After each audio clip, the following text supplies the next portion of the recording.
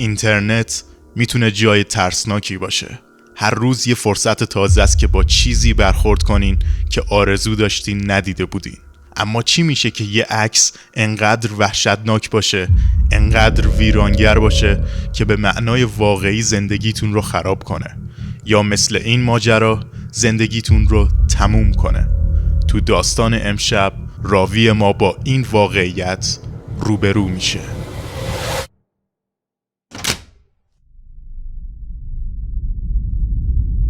تابستون 2007 اولین باری بود که با مری ملاقات حضوری کردم. از اونجایی که من یه خبرنگار نبودم، بلکه یه نویسنده آماتور برای چند تا مقاله دانشگاهی. مری اولش پیشنهاد مصاحبه‌ام رو قبول کرد و اگه همه مقاله ها طبق برنامه پیش میرفتن، بعضیاشون تخیلی هم بودن. من به خاطر یه کار غیر مرتبط اون آخر هفته تو شیکاگو بودم. برای یه مصاحبه برنامه ریزی کردیم. اما مری آخرین لحظه تصمیمش رو عوض کرد و خودش رو تو اتاق حبس کرد و از ملاقات با من خودداری کرد. برای نیم ساعت با همسرش ترنس بیرون اتاق خواب نشستم و وقتی سعی میکرد همسرش رو آروم کنه، سعی کردم گوش کنم و یادداشت برداری کنم. چیزایی که مری میگفت معنی زیادی نمیداد، اما مسئله رو روشن میکرد. با اینکه نمیتونستم ببینمش، متوجه بودم که داره گریه میکنه و دلیل اینکه نمیخواد منو ببینه مربوط میشه به خوابهایی که دیده، کابوسهاش. ترنس به شدت عذرخواهی کرد و من سعی کردم که قضیه رو درک کنم، اما من فقط یه جوون کنجکاو بودم که دنبال اطلاعاته. علاوه بر این، اون زمان فکر میکردم اگه دنبال منابع بیشتری بگردم شاید بتونم یه سوژه دیگه مشابه این پیدا کنم.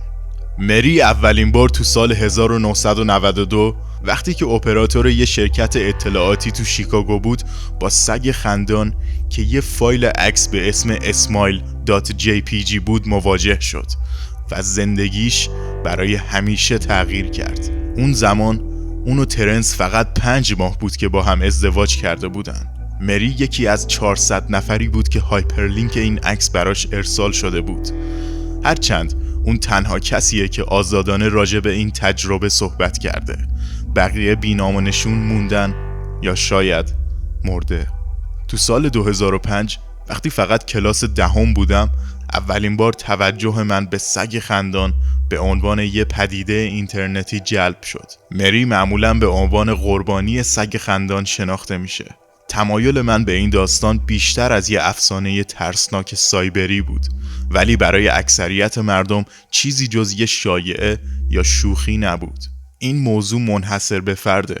اگرچه کل این پدیده مربوط میشه به یه فایل عکس، اما هیچ جای اینترنت پیدا نمیشه. خیلیا چند تا عکس رو دستکاری کردن و اونو به عنوان سگ خندان اصلی تو سایتایی مثل ایمیج بورد و فورچن آپلود کردن. ظن من اینه که اینا بدلی باشن، چون تأثیری که عکس واقعی داره رو ندارن. برای مثال حس از هوش رفتن و اضطراب شدید. این واکنش بیننده به این عکس یکی از دلایلیه که سگ خندان یه موضوع جدی گرفته نمیشه. ولی هر کسی که وجود این عکس رو قبول نداره ممکنه بیشتر از ترسش باشه تا بی‌اعتقادی به وجودش.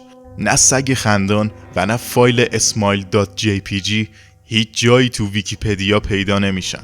هرچند تو ویکی‌پدیا صفحه هایی راجع به عکسایی که هدفشون شوک کردن بازدید کننده است مثل hello.jpg و عکس 2 دختر یه لیوان که همه عکسای وحشتناکی هستن وجود داره، اما هر مطلبی راجع به سگ خندان نوشته بشه درجا توسط مدیرها پاک میشه.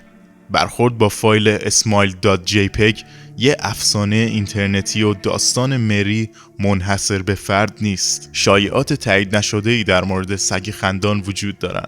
تو روزای اول همه گیر شدن اینترنت، یه هکر فروم‌های طنز و خانوادگی رو با عکس سگ خندان پر کرد و تقریباً نیمی از کاربرای این سایت دچار حمله عصبی شدن. همچنین میگن اواسط تا اواخر دهه 90 smile.jpg به عنوان ضمیمه ایمیل با عنوان لبخند بزن خدا تو رو دوست داره پخش می شد.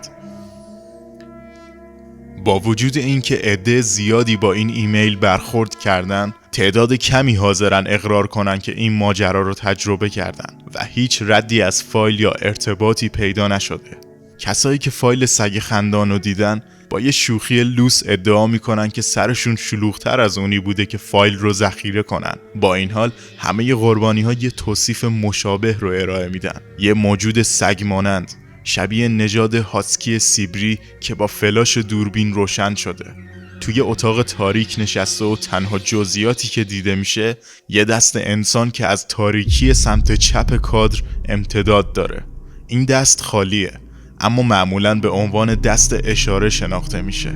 البته اغلب توجه به سگ داده میشه یا موجودی که شبیه سگه، چون که بعضی از قربانی‌ها از بقیه بیشتر مطمئن هستن و ادعا میکنن که پوزه این جونور یه لبخند بزرگ داره که توش میشه 2 ردیف دندون سفید و تیز و منظم رو دید، تقریبا شبیه دندونای انسان.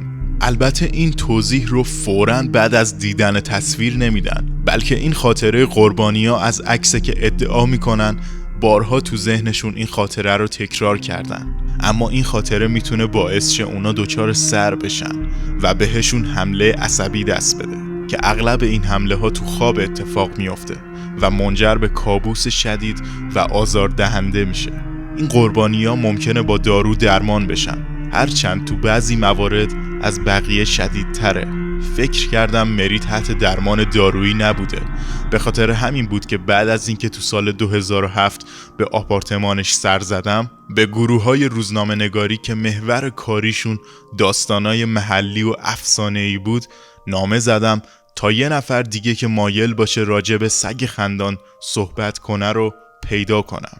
برای مدتی هیچ اتفاقی نیفتاد و سرانجام به طور کامل فراموشش کردم، چون من سال اول کالج بودم و سرم شلوغ بود. با این حال مری از طریق ایمیل با من تماس گرفت اوایل مارس 2008. محتوای ایمیل این بود: به خاطر رفتارم تو تابستون گذشته بسیار متاسفم. امیدوارم متوجه باشید که این حادثه تقصیر شما نیست، بلکه مشکلات خودم بود. با این حال متوجه شدم که میتونم با قدرت بیشتری برخورد کنم و اوضاع رو بهتر کنترل کنم. امیدوارم منو ببخشی. اون موقع میترسیدم. میدونی 15 ساله که درگیر سگ خندان شدم. هر شب تو خواب به سراغم میاد.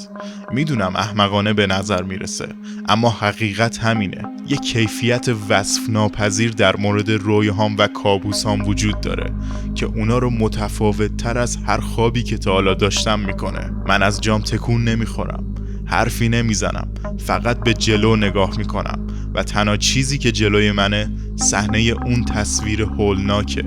دست اشاره رو میبینم، سگ خندان رو میبینم، با هم حرف میزنه. البته این سگ نیست، هرچند که مطمئن نیستم واقعا چیه. بهم میگه اگه کاری رو که ازم میخواد انجام بدم منو تنها میذاره. میگه تنها کاری که باید انجام بدم اینه که پیام رو پخش کنم. این روشیه که خواسته هاش رو بیان میکنه و من دقیقاً میدونم منظورش چیه. ازم میخواد که اونو به کس دیگه ای نشون بدم و من میتونم این کارو بکنم. 1 هفته بعد از حادثه از یه آدرس ناشناس نامه‌ای به من رسید.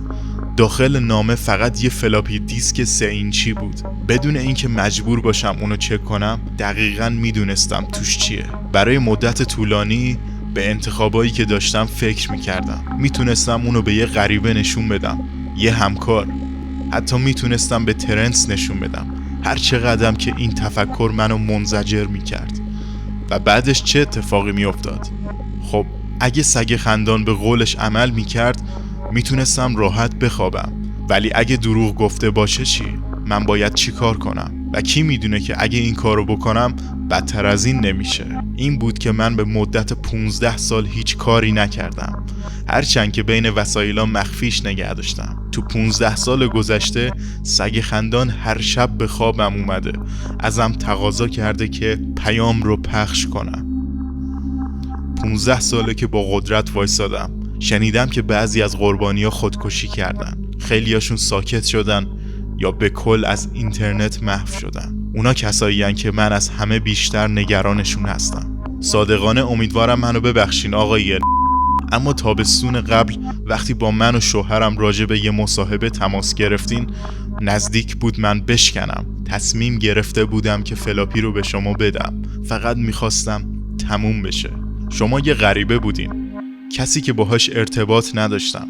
فکر میکردم شما اینو بخشی از تحقیقاتتون میدونین و از سرنوشتی که براتون رقم میزنه ابایی ندارین. قبل از اینکه اینجا بیاین متوجه شدم که دارم چی کار میکنم. داشتم نقشه میکشیدم که زندگی شما رو تباه کنم. من نمیتونم اینو قبول کنم و راستش خجالت میکشم. امیدوارم این اخطار شما رو از تحقیقات بیشتر منصرف کنه. ممکنه یه موقع با کسی روبرو بشین که ضعیفتر از من باشه، کسی که برای پخش پیام سگ خندان تردید نکنه. همین که هنوز براتون اتفاقی نیفتاده بی خیال شید. ارادتمند شما، مری ای. ترنس بعد از یه ماه با خبر اینکه همسرش خودکشی کرده با من تماس گرفت. در حین اینکه وسایل همسرش رو جمع و جور می‌کرد و ایمیل ها و حسابای جاریش رو می‌بست، اون دیسک رو پیدا کرد. اون گریه کنان به نصیحت همسرش گوش کرد و فلاپی رو سوزوند. حالا اون چیزی جز یه خاکستر نبود. با این حال چیزی که اونو آزار داد صدایی بود که موقع سوزوندن از فلاپی بیرون می اومد. صدای هیس، صدایی مثل یه حیوان. اعتراف میکنم که تردید داشتم چه واکنشی نشون بدم. اولش فکر کردم شاید یه شوخی باشه. این زوج منو بازی دادن تا از طریق من معروفتر بشن. اما بررسی چند تا روزنامه آنلاین ثابت کرد که مری ای واقعاً مرده، ولی هیچ مقاله‌ای به خودکشی اشاره نکرده بود. به این نتیجه رسیدم که حداقل برای مدتی بیخیال سگ خندان بشم، به خصوص وقتی آخر ماجرا به مرگ مری ختم شد. ولی دنیا برای تست کردن آدما روش‌های عجیبی داره. تقریباً یه سال بعد از مصاحبه افتضاحم با مری یه ایمیل دیگه دریافت کردم. سلام، من آدرس ایمیل شما رو از طریق نامه‌ای که فرستاده بودید پیدا کردم. نامه‌ای که نوشته بودین دوست دارین راجع به اسمایل.jpg بیشتر بدونین. من این عکس رو دیدم و اونقدر هم که همه میگن بد نیست. من این عکس رو برای شما فرستادم، فقط جهت پخش کردن پیام. خط آخر تا به استخونام نفوذ کرده بود. زیر ایمیل من یه فایل به اسم اسمایل.jpg ضمیمه شده بود. برای مدتی متقاعد شده بودم که دانلودش کنم. احتمالاً تقلبی بود و حتی اگه اینطور هم نبود من هرگز به طور کامل به قدرت‌های خاص سگ خندان متقاعد نشده بودم.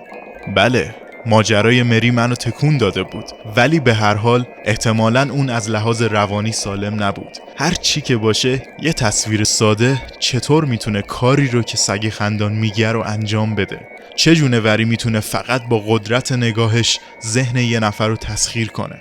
و اگه همه اینا بی‌معنی بود، پس اصلاً چرا این افسانه وجود داره؟ اگه من تصویر رو دانلود میکردم، اگه بهش نگاه میکردم و اگه مری راست میگفت سگ خندان به خوابم میومد و ازم میخواست که پیام رو پخش کنم، چی کار باید میکردم؟ مثل مری زندگیم رو صرف این میکردم که تا زمان مردنم با میل تسلیم شدن بجنگم، یا شاید فقط پیام رو پخش کنم و تمومش کنم؟ و اگه راه دوم رو انتخاب میکردم، چطوری باید این کار رو میکردم؟ اونو به دوش کی باید مینداختم؟ تصمیم گرفتم یه مقاله کوتاه راجع به سگ خندان بنویسم و اونو توی اینترنت پخش کنم. میتونم اون عکس رو به عنوان مدرک توی مقاله یا ویدیوم استفاده کنم و هر کسی که این ویدیو رو ببینه تحت تأثیر قرار بگیره. و حتی اگه فرض رو بر این بذاریم که سگ خندان واقعیه، یعنی من به اون اندازه ضعیف هستم که خودم رو اینطوری نجات بدم، میتونم پیام رو پخش کنم؟ آره میتونم.